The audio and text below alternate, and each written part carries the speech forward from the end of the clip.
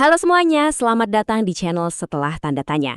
Saya super excited banget Anda bisa bergabung di paparan kali ini karena hari ini kita bakal membongkar sebuah fenomena sehari-hari yang jujur aja sering banget kita abaikan, tapi ternyata menyimpan rekayasa biologis yang luar biasa jenius. Siapkan diri Anda karena kita akan menjelajahi betapa menakjubkannya tubuh manusia ini. Mengapa jari tangan keriput saat terendam air? Nah ini dia. Pernah nggak sih Anda merhatiin jari-jari tangan Anda setelah berendam lama di bak mandi? Atau mungkin setelah asyik berenang seharian di akhir pekan? Ujung-ujung jari Anda tiba-tiba berubah bentuk, berkerut-kerut, persis kayak kismis. Pertanyaan ini saya yakin udah ada di benak kita sejak kita masih kecil. Mengapa kulit kita bereaksi kayak gitu? Selama bertahun-tahun fenomena ini cuma dianggap sebagai hal yang remeh, semacam efek samping dari kelamaan main air aja. Tapi, tahukah Anda bahwa ini sebenarnya adalah salah satu misteri biologis kita yang paling cerdas? Oke, mari kita langsung masuk ke bagian 1. Mitos osmosis versus fakta ilmiah.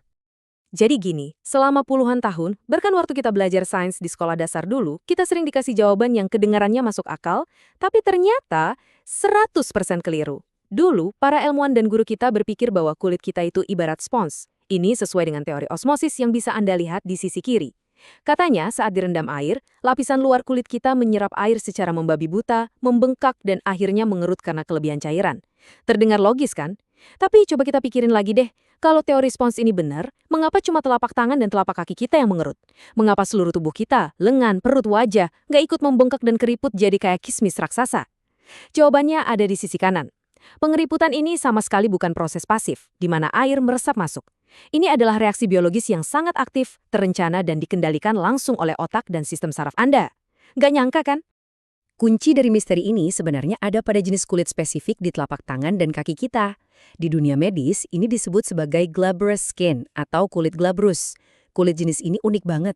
Lapisan luarnya jauh lebih tebal. Dan yang paling penting, di dalamnya itu padat banget sama sensor dan reseptor saraf.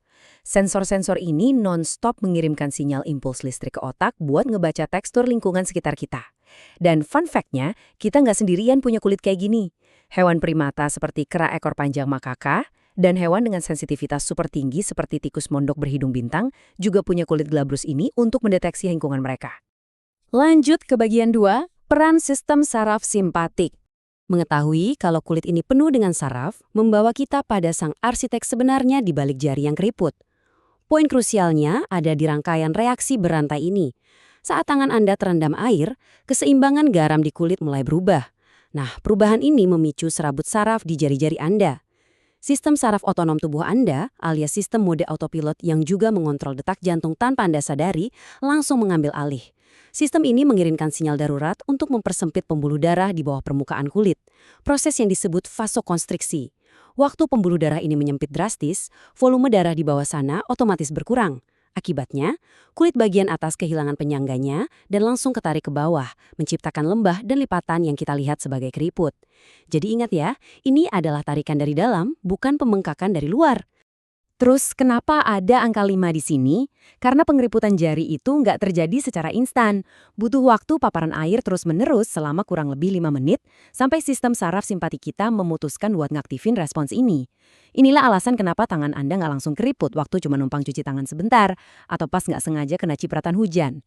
Tubuh kita tuh pinter banget, dia nggak mau buang-buang energi buat mengaktifkan mekanisme ini, kecuali Anda benar-benar ada di lingkungan yang basah secara terus-menerus. Sekarang kita masuk ke bagian 3, analogi tapak ban. Ini bagian favorit saya. Pertanyaannya sekarang, buat apa sih tubuh kita repot-repot ngelakuin semua ini? Nah, fungsi sebenarnya dari jari keriput itu ternyata berkaitan langsung dengan prinsip fisika sehari-hari.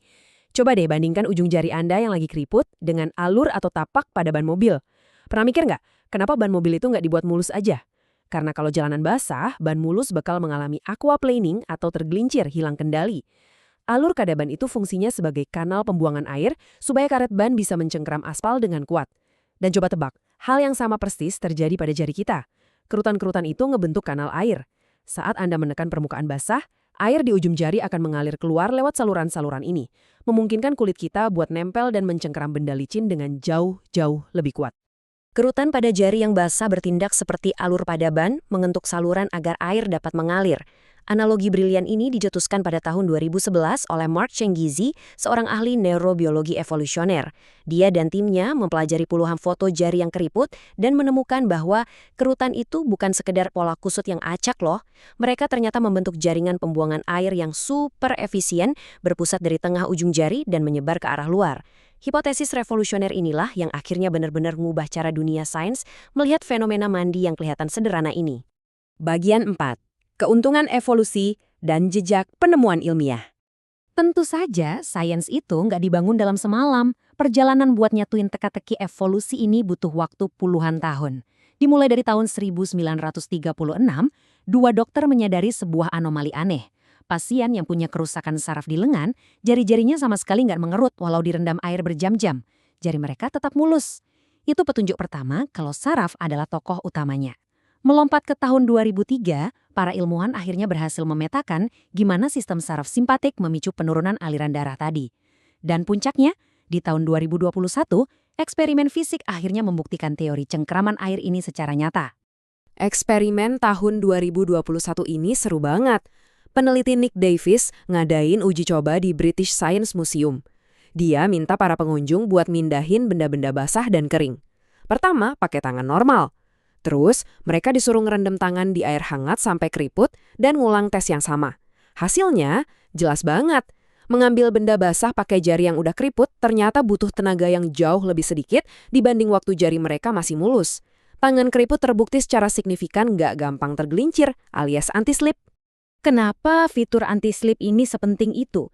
Coba bayangin nenek moyang kita ribuan tahun yang lalu. Mereka kan nggak punya sepatu boot canggih atau sarung tangan bertekstur. Mereka harus survive di alam liar. Punya kemampuan otomatis buat mencengkram kuat di lingkungan basah itu benar-benar cheat code evolusi yang luar biasa. Adaptasi ini ngebantu mereka nangkep ikan licin di sungai dengan tangan kosong. Kulit kaki yang mengerut bikin mereka bisa jalan dengan aman ngelewatin bebatuan sungai yang berlumut waktu lagi nyari makan. Benar-benar teknologi survival bawaan pabrik yang luar biasa. Bagian 5. Jendela menuju sistem saraf kita. Dan yang bikin makin takjub, ini nggak cuma soal cerita masa lalu. Fenomena jari keriput ini punya aplikasi medis yang sangat vital hari ini. Mengingat kerutan ini murni dikendalikan syaraf, dokter sering banget pakai tes merendam tangan di air hangat ini sebagai alat ukur diagnostik yang cepat. Misalnya, ada pasien koma atau tidak responsif. Dokter tinggal merendam tangan pasien ke air. Kalau jari-jarinya berkerut, itu kabar baik. Artinya, sistem saraf simpatik pasien masih utuh dan berfungsi. Sebaliknya, kalau tetap mulus, itu red flag adanya kerusakan saraf. Simple, tapi ngasih tahu banyak hal. Oh, dan ada satu bonus lagi nih. Para pakar fisiologi bilang kalau proses penyempitan pembuluh darah tadi punya keuntungan ganda, apalagi di air dingin. Dengan narik aliran darah menjauh dari permukaan kulit, tubuh itu sebenarnya lagi berusaha mencegah suhu internal kita turun drastis, melindungi kita dari ancaman mematikan ke hipotermia. Jadi, sekali mendayung, dua pulau terlampaui. Proses ini mencegah kita mati kedinginan dan mencegah kita terpleset di waktu yang bersamaan. Hebat banget kan? Jadi, kesimpulannya, jari keriput itu bukan kulit yang kebanjiran, melainkan karya seni evolusi biologi dari masa lalu yang sekarang jadi indikator kesehatan saraf kita.